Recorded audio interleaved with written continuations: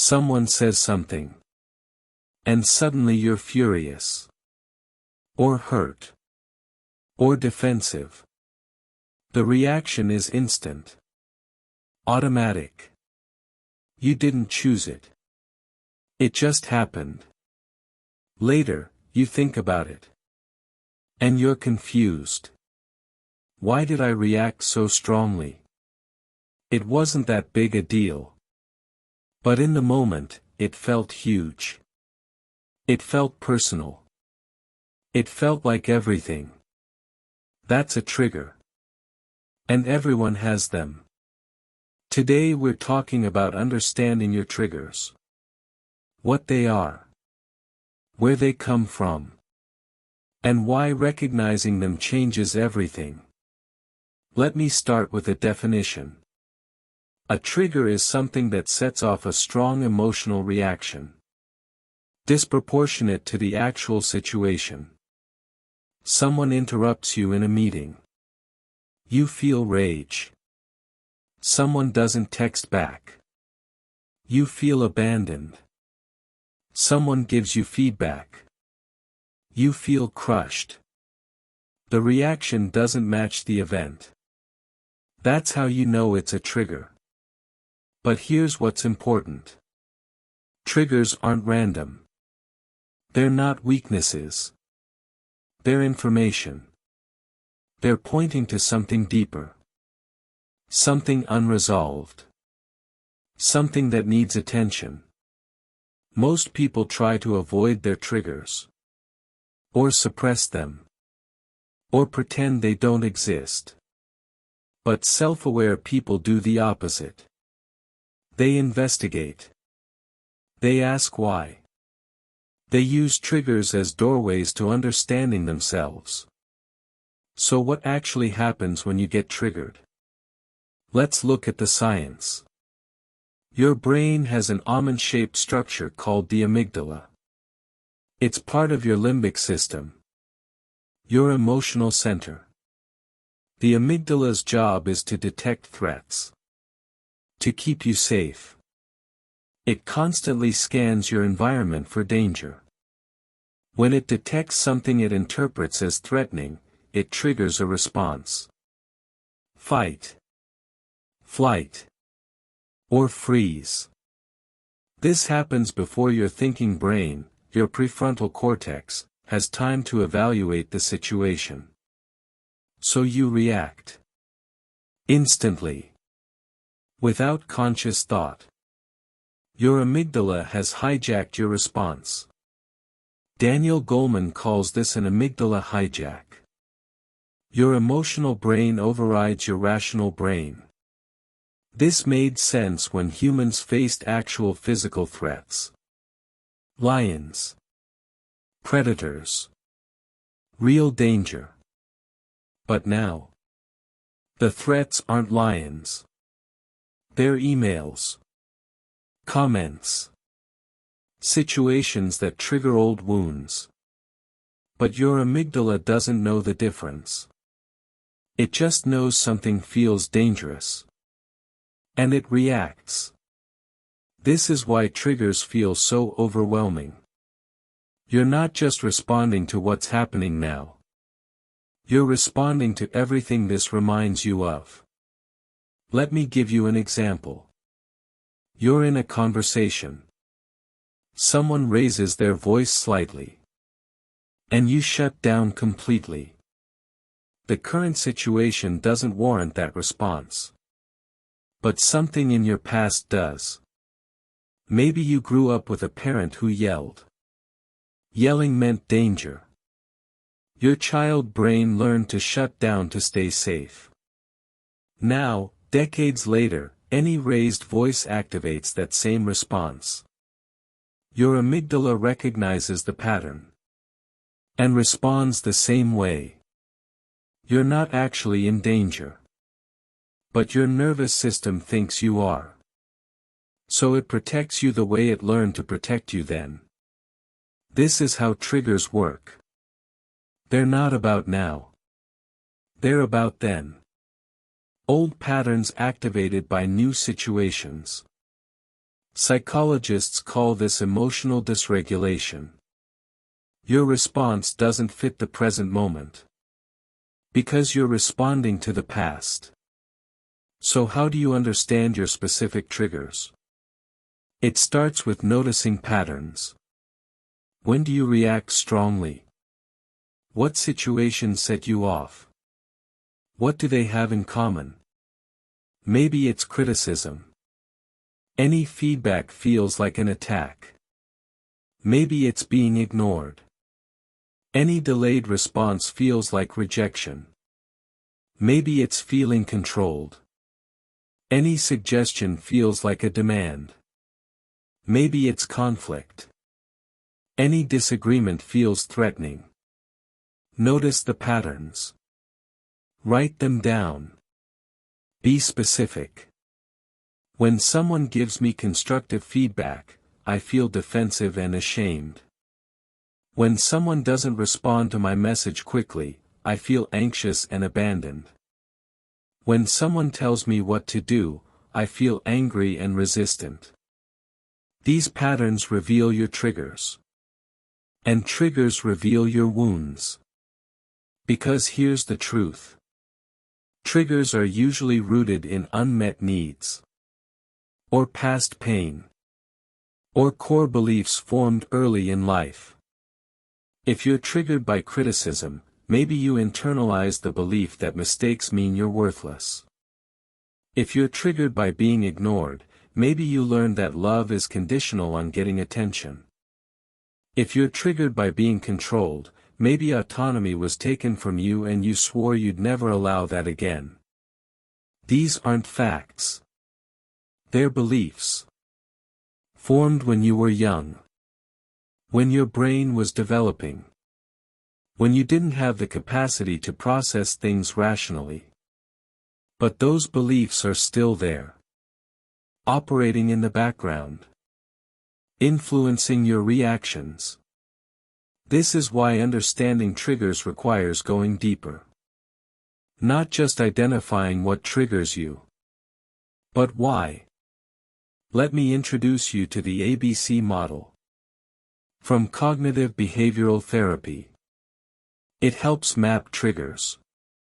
A is the activating event. What happened? The external trigger. B is your belief about that event. The story you tell yourself. The meaning you assign. C is the consequence. Your emotional and behavioral response. Most people think a cause is C. The event causes the reaction. But that's not true. B causes C. Your belief about the event causes your reaction. Here's an example. Two people face the same activating event. Their boss gives them critical feedback. Person 1 believes, my boss thinks I'm incompetent. I'm going to get fired. I'm a failure. Person 2 believes, my boss is helping me improve. This is useful information. I can learn from this. Same event. Different beliefs. Completely different emotional responses. Person 1 feels shame and panic. Person 2 feels curious and motivated. The event didn't cause the emotion. The belief about the event did. This is powerful. Because you can't always control events. But you can examine your beliefs. You can ask, what story am I telling myself? Is it true? Is it the only way to interpret this? Let's practice. Think about something that triggered you recently. Identify the activating event. What actually happened? Now identify your belief. What did you tell yourself about what happened? They don't respect me. They think I'm stupid. They're trying to hurt me. I always mess this up. Now ask. Is that belief definitely true? Or is it one possible interpretation among many? Often, when you examine your beliefs, you realize they're assumptions. Not facts. You assumed what someone was thinking. You assumed their intention. You assumed the worst. And that assumption triggered you. Not the actual event. This doesn't mean the trigger isn't real. The emotion is real. The pain is real. But understanding the belief helps you respond differently. Instead of reacting to the story, you can question the story. Wait. Do I actually know they don't respect me? Or is that what my insecurity is saying? This creates space. The space Viktor Frankl talked about. Between stimulus and response. Now let's talk about root causes. Why do you have the beliefs you have? Where did they come from? Most triggers trace back to childhood. To formative experiences. To core wounds. Psychologist Susan Albers says triggers are often connected to the needs of our inner child. Unprocessed emotions from the past. If you needed validation as a child and didn't get it, you might be triggered by any perceived disapproval now. If you needed safety and experienced chaos, you might be triggered by unpredictability now. If you needed autonomy and experienced control, you might be triggered by anyone telling you what to do now. These aren't weaknesses. They're adaptations. Your young brain learned to protect itself. Those patterns served you then. But they might not serve you now. And recognizing that is the first step to healing. So here's the practice. When you get triggered, pause. Don't react immediately. First, notice the physical sensations. Where do you feel it in your body? Tight chest. Clenched jaw. Racing heart. Nausea. Notice without judging. Second, name the emotion. I'm feeling angry. I'm feeling scared. I'm feeling ashamed. Remember Dan Siegel's phrase. Name it to tame it. Labeling the emotion reduces its intensity. Third, ask yourself, what's the story I'm telling myself right now? Identify the belief. The interpretation. The meaning you're assigning. Fourth, question it. Is this story true? Do I have evidence? Or am I assuming? Fifth, look for the pattern. Have I felt this way before? When? What does this remind me of? This connects present trigger to past wound. And that connection brings understanding. Finally, ask, what do I actually need right now? Not what my triggered self thinks I need. What would truly help? Often, what helps is not reacting. Not sending that text. Not having that argument. Just breathing. Grounding. Waiting for the intensity to pass. Because here's the thing about triggers. The intensity doesn't last. If you don't feed it, it peaks and then subsides. But if you react while triggered, you often make things worse. You say things you regret. You act in ways that don't align with your values. So the practice is to notice. To pause. To wait. To let the activation calm before you respond. This is not suppression. You're not pretending you're not triggered. You're feeling it fully. You're just not acting on it immediately. Let me tell you about Rachel. She's 33. And she has a trigger. Anytime someone seems disappointed in her, she panics. Her chest tightens. She can't breathe. She starts apologizing excessively. Trying to fix whatever she thinks she did wrong. It happens at work. With friends.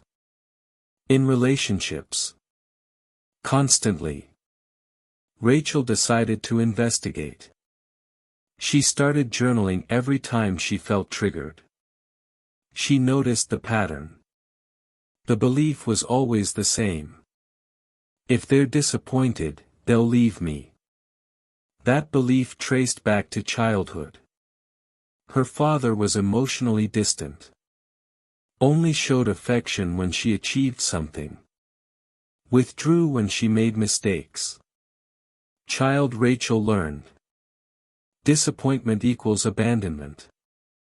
So adult Rachel panics at any sign of disappointment. Once she saw this, everything changed. Not immediately.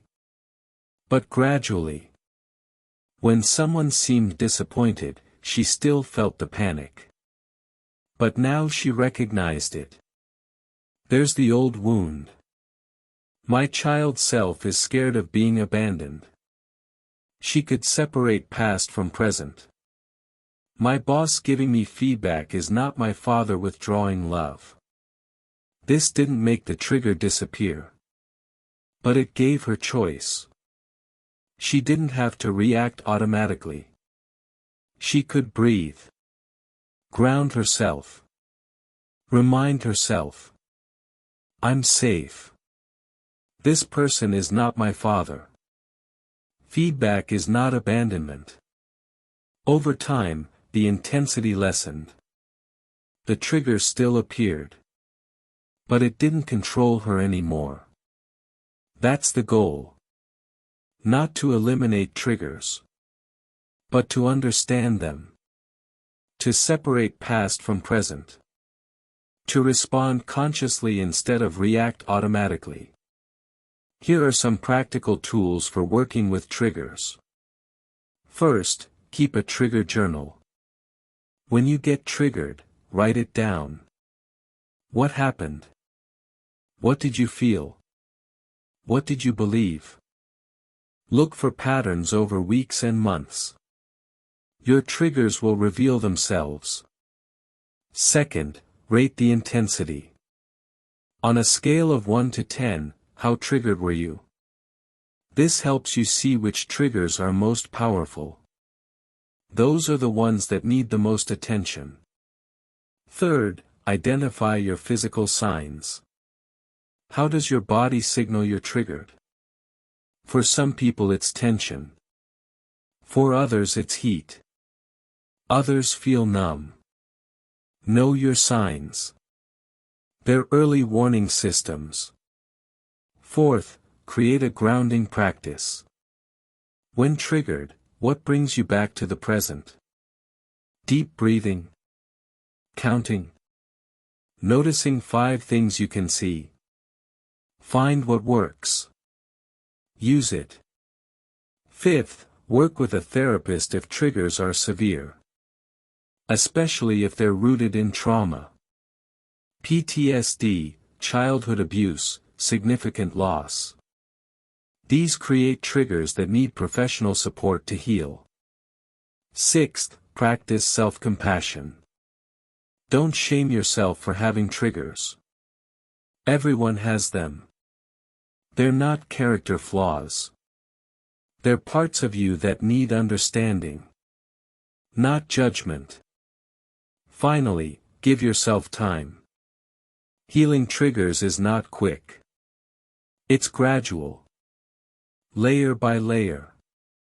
Be patient with yourself. Celebrate small wins. I noticed the trigger before I reacted. That's progress. Understanding your triggers is some of the most important self-awareness work you can do. Because triggers run your life when you don't see them. They control your reactions. Your relationships. Your choices. But when you understand them, you take your power back. You become conscious.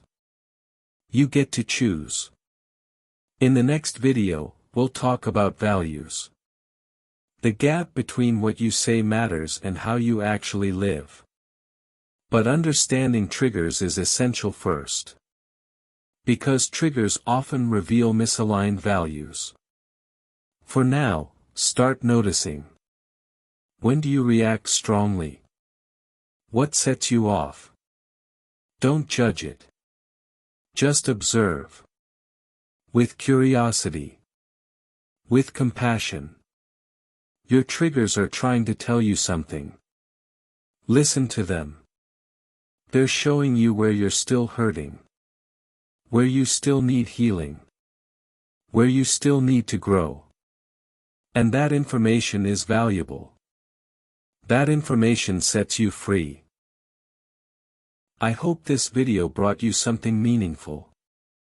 If you find it helpful, please like and share it with someone who may need it. Subscribe if you would like to hear more stories like this. Wishing you a calm and peaceful day.